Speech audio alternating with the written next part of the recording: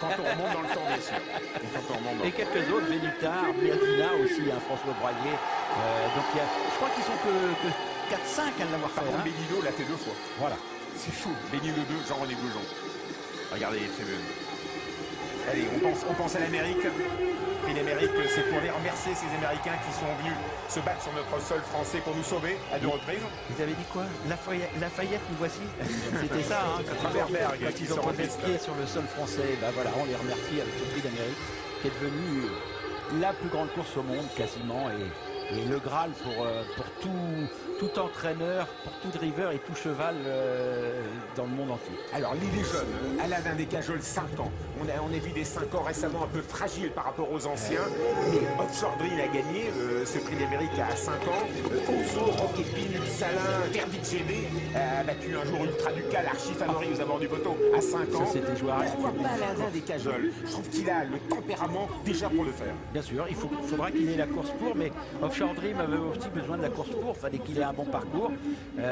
Si Alain Descajols a le bon parcours, qu'il y a beaucoup de trains devant, il est capable de suivre tous les trains. S'il est à portée de fusil à l'entrée de la ligne droite, il peut être très très dangereux. C'est pas une non-chance ni une impossibilité, loin de là. D'autant qu'on vous rappelle qu'au hit, il fait vraiment très bien. Lui qui est un peu brutal, lui qui emmène. Avec un nouveau driver, Mathieu Abrivard, je trouve qu'il était parfait. Ah, il était parfait, mais déjà avec Eric, il est parfait. Eric a fait un boulot énorme dessus parce qu'il était compliqué un petit peu au départ. Il était fougueux. En partant, il était compliqué. Il fallait s'en occuper. Il a dû faire mal au bras quelquefois à Eric au début. Et puis, il se fait à vieillir. Il a toujours eu beaucoup de classe et il l'a démontré depuis. Et les hommes? Alors les hommes, Franck Livard, 3 victoires dans le Prix d'Amérique, être avec Franck Livard dans un Prix d'Amérique, être avec Jean-Michel Azir, 2 victoires, être avec Orjan Christophe qui a gagné l'an dernier, c'est quand même un plus. Messieurs, ces gens-là, c'est pas un plus. c'est le moment du défilé. Après Franck Livard, on retrouve Jos Verbeek, 4 fois lauréat du Prix d'Amérique. Là, il nous a parlé de Sikov tout à l'heure, 2003, 1998, 1997, 1994. Il voudrait retrouver un vrai choix de Prix d'Amérique, il a encore faim.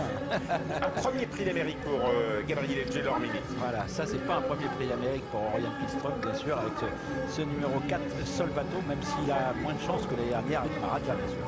Christophe Martens, Olmos, le dernier venu dans ce prix. Exactement, Christophe Pourquoi Martens. pas une place aujourd'hui? Ah, bien sûr, hein, de toute façon, c'est regardez le des petit choses qui sont Mathieu. en forme. Après toutes ces vicissitudes des dernières années. Eh oui, avec son opération de la hanche, c'était dernier. Il n'a pas souffrir du tout. Non, va mieux. il n'a plus l'air. Donc c'est un plus, parce que qu'est-ce qu'il a pu souffrir, ce garçon? Quel courage il a eu, même quand il montait, c'était Allez, excellent. l'homme en vert, c'est l'espoir. Alain Descajols, c'est l'avenir aussi, c'est le jeune. Voilà, exactement, on le voit passer. Et puis derrière, bien sûr, à la Descajols, on a Linda Di Casei avec monsieur Goccio. Robert Berg, il aide tellement la France. Il trouve que la France est le plus beau pays pour les trotteurs au monde. Il a une antenne en France depuis un bon moment maintenant. Ouais, depuis un bon moment, et il truste des victoires. Hein. Le week-end, je crois qu'il a dû gagner 7 ou 8 courses dans un week-end. Alors lui aussi, c'est un cash driver. Celui qui salue la poule à gauche, c'est Pierre Verpeusen, roi de cash driver. Exactement, champion du monde des drivers l'année dernière. Et puis Cédric Mégissier, vous Il voyez. n'est pas connu par la foule. Et peut-être qu'il va être connu tout à l'heure. Son fan club, il est connu, hein, vous avez vu. Il a dit au fan club, allez-y, plus fort que les autres. Les néophytes qui viennent de nous rejoindre ne connaissent pas Cédric Mégissier. Et vous allez connaître Hulot Duval, c'est un gros de canasson. Voilà, Damien Beaune après pour l'entraînement de son beau-père Christian Bichon avec Severino, un des hommes qui monte aussi dans le trot français, hein, Damien Beaune, que ce soit monté ou attelé. Allez, Napoléon Barre avec Enrico Bellet qui a couru plusieurs prix d'Amérique, ça s'est jamais très bien passé. Et regardez, Julien Dubois, un premier prix d'Amérique pour Julien Dubois. 22 ans, premier prix d'Amérique, un enfant surdoué quoi, dans Texas Charme, sur sa classe peut gagner. Et vous avez vu le frangin à côté, Étienne? Il marchait à côté. Étienne est tout près. Étienne qui marchait à côté de Julien, son principal. Et voilà, Yannick supporter Gilgra, un Américain extraordinaire. Je crois qu'il est le meilleur driver aux États-Unis l'année dernière. On a Jean-Michel Messier sur son qui va un prix d'Amérique, c'est un plus. C'est mieux de l'avoir avec soi que contre soi. Allez, Philippe Delon, propriétaire de l'écurie Quickstar. Lupanco est formidable cheval.